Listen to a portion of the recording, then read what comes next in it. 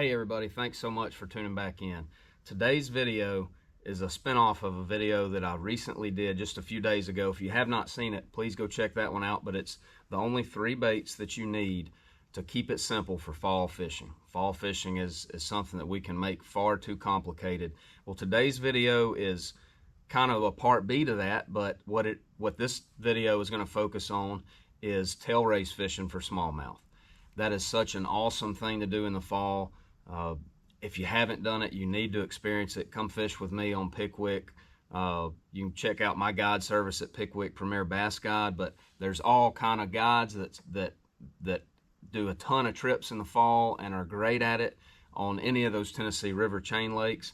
But this does not just apply to the TVA. There are also other fisheries around the country that have got smallmouth, and even if it doesn't have smallmouth, it may have spots and largemouth like the Coosa River chain, and all this is going to apply for them as well, but especially smallmouth.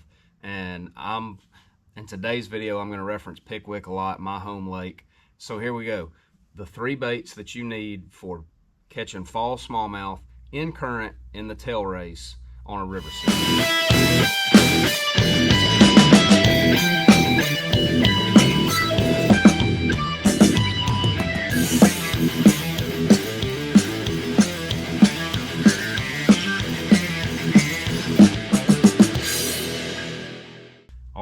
Bait number 1, it's not going to surprise you.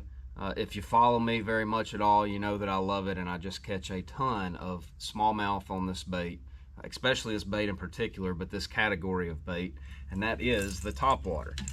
Just like in my last video, that topwater is so important in the fall. I prefer this Azuma Z-Dog, especially in current. Just for whatever reason, I can slither that bait throwing across the current and really get a lot of bites on that little bait. It's a Sammy style walking bait, but there are many other walking baits that'll work. Before I found this bait, I would catch most of my fish on just a good old original 2-hook head and spook. Also, a popping bait is great in the fall. If you're not very efficient with that walking bait, then a popping style bait, a Pop R, a Zuma Popper Z, there's a million of them out there. But that popping bait will also be good in the current. Now, I'm going to give you a kind of a stipulation on the topwater in the fall. Right now, we're in mid-November. The water temperature yesterday on the tail race of Pickwick was right at 70 degrees. I caught fish on this. Been catching them really good on it.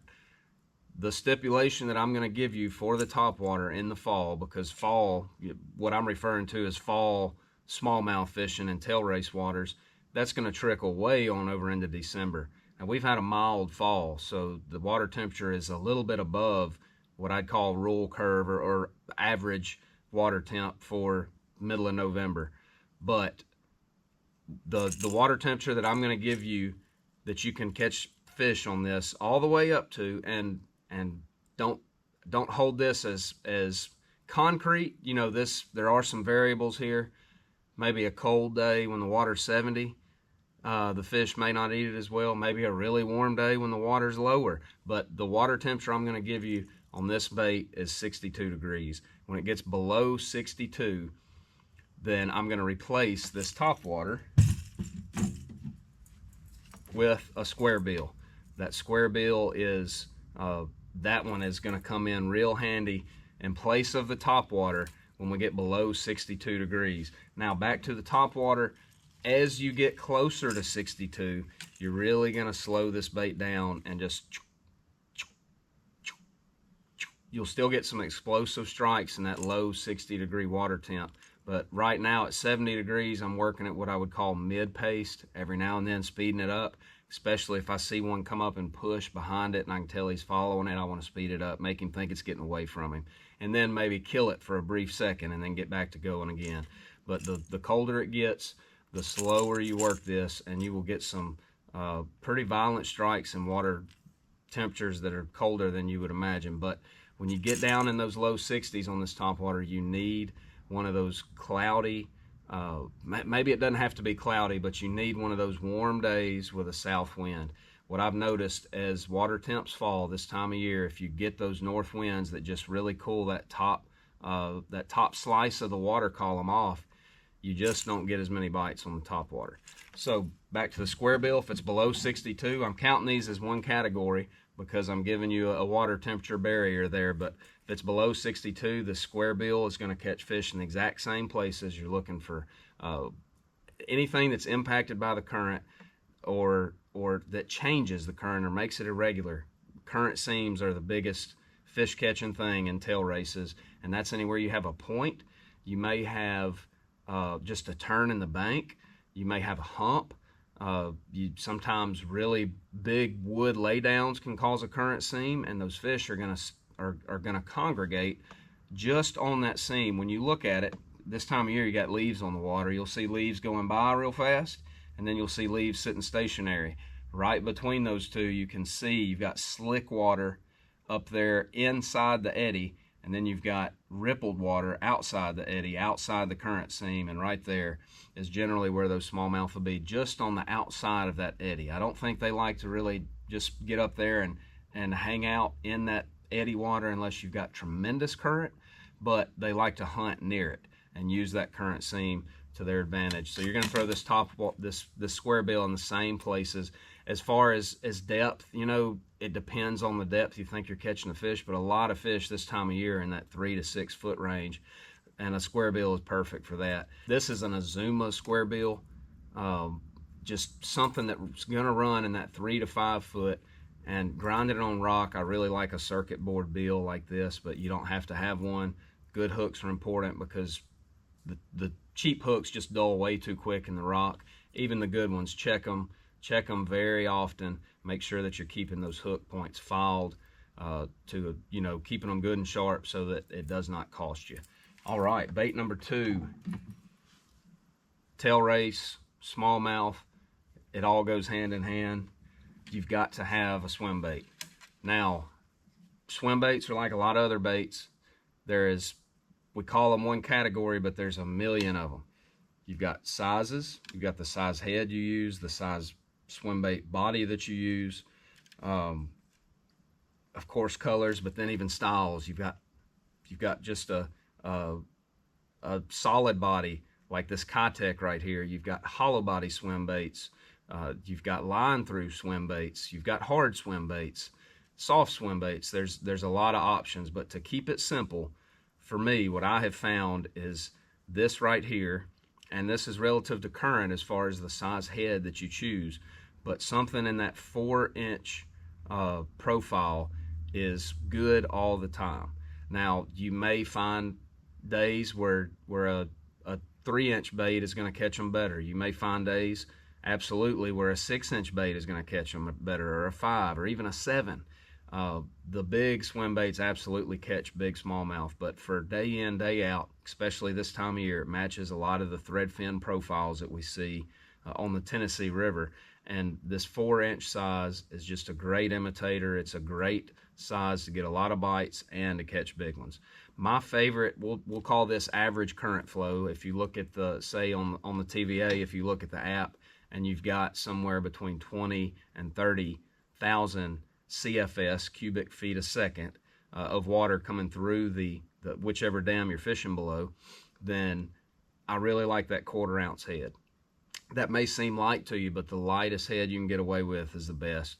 When you throw this bait out, you don't want to throw it straight upstream, because all you're doing when you do that is the bait is tumbling back to you, and the only way to give it natural action is to burn it, and that's not the best way to get bit. So you're going to throw it at what I call a 1/4 angle upstream, not perfectly sideways or downstream of sideways, but a little bit above, directly across current. So at that 45 degree or that 1/4 angle upstream is, in my opinion, the best way to present this bait. You're going to make a cast. I like to have a high rod tip with this swim bait for whatever reason. This just gets you more bites. Work that bait with a high rod tip, and you want to have that bow in your line. As your line comes off your rod tip and goes to the water, you want to see a little bow in it, and what that allows that swim bait to do is get really good head wag. So you've got a tail kick with that boot tail, but you also, with that bow in your line, you get head wag, and it just gets you more bites, without a doubt, for me personally. So that's the way you want to present that swim bait.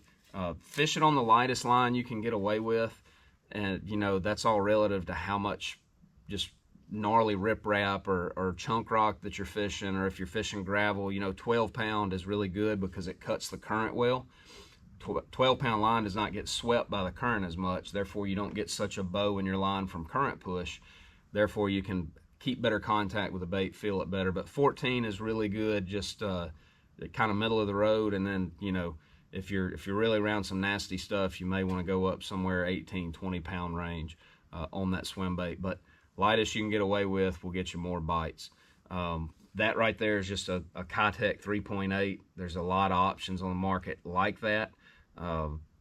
That's just one that I particularly like. That roughly 4-inch size is going to get you a lot of bites on the swim bait. Now, there are definitely far more baits that I'll occasionally catch fish on in the fall in the tail race. This disclosure here, these are not the only 3 baits that I will ever throw, but I would say without a doubt, these are the 3 that catch me the most fish, and you're probably never going to catch me without these 3 baits on the deck. The last one of those is going to be a jig. Jigs are just like any other bait. You've got a lot of options there.